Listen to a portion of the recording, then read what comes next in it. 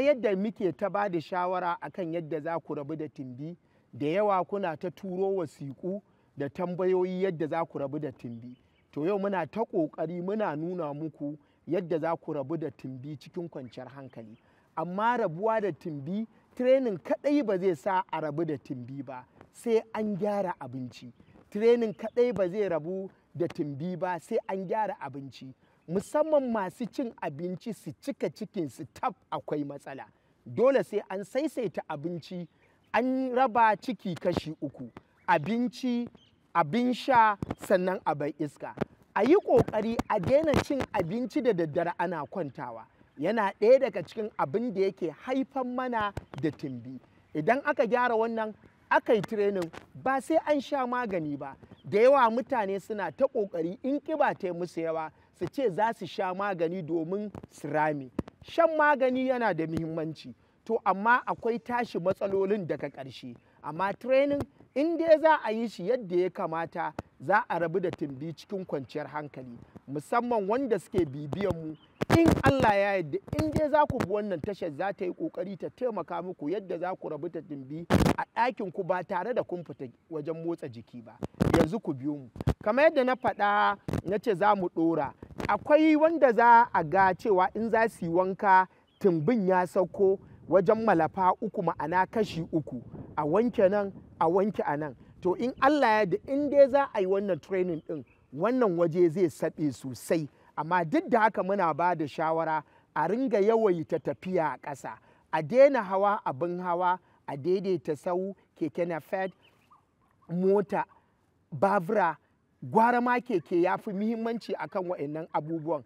A yi ƙoƙari a ringa tafiyar ƙasa, yana taimakawa wajen rabu da timbi. A yi ƙoƙari a ringa tafiyar ƙasa, yana taimakawa sai training. To hajiya, kamar jiya abin da muka faɗa za mu kwanta, to mu kwanta. Kin kwanta haka, ƙafar ba miƙe ta zaki ba, sai ki ɗan lankwasa ƙafar. Yawwa, kin lankwasa ƙafar ko hajiya? To wannan hannun haɗe shi, riƙe shi da kyau. Idan kika riƙe shi da kyau, za mu taso, za mu taɓa ƙafafuwanmu. In ba za ki iya taɓa ƙafafuwanki ba, sai ki taɓa gwiwoyinki. In ba za ki iya gwiwoyinki ba, kaɗan muke so mu rabu da ƙasa. Amma yanzu mu fara yadda za mu taɓa ƙafafuwa, sannan mu dawo gwiwa, sannan mu riƙe. Kin ga yadda na yi ko? Kin riƙe. To yanzu za mu tashi. Bismillah. Ku taso. 1, 2, 3, 4, 5, 6, 7, 8, 9,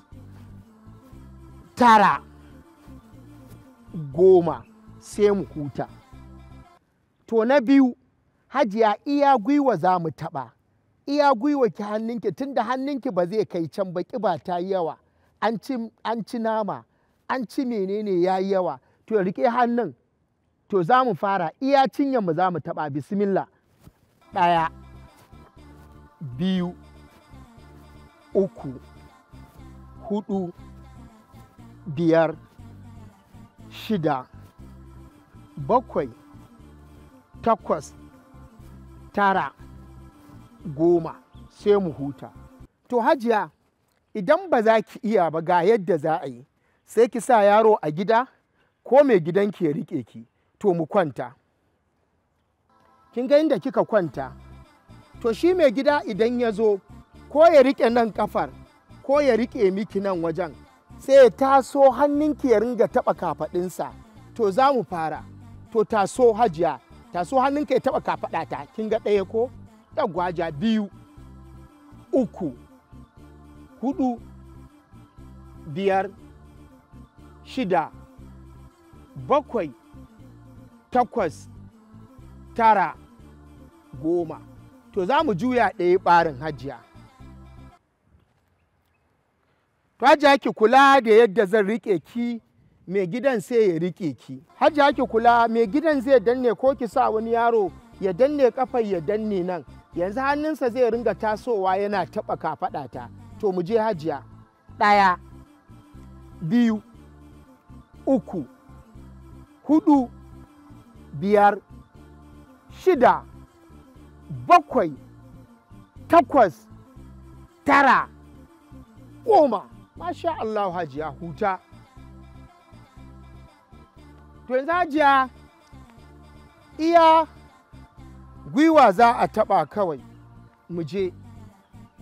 Kaɗan za ki taso ya ƙara taɓa kafaɗar. To mu je hajiya, bismillah, ku taso 1 2 3 4 5 6 7 8 9 10.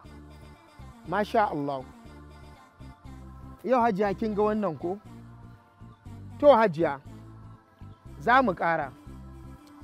Yanzu rike nan ɗinki.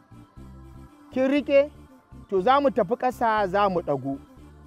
Kash hajiya za mu fara, lokaci yana hararata. Ku biyo ni gobe insha Allah ku ga yadda za mu ci gaba da yin wannan. Haske mai leƙa gidan kowa Afirka TV. TV3 tafarkin rayuwa.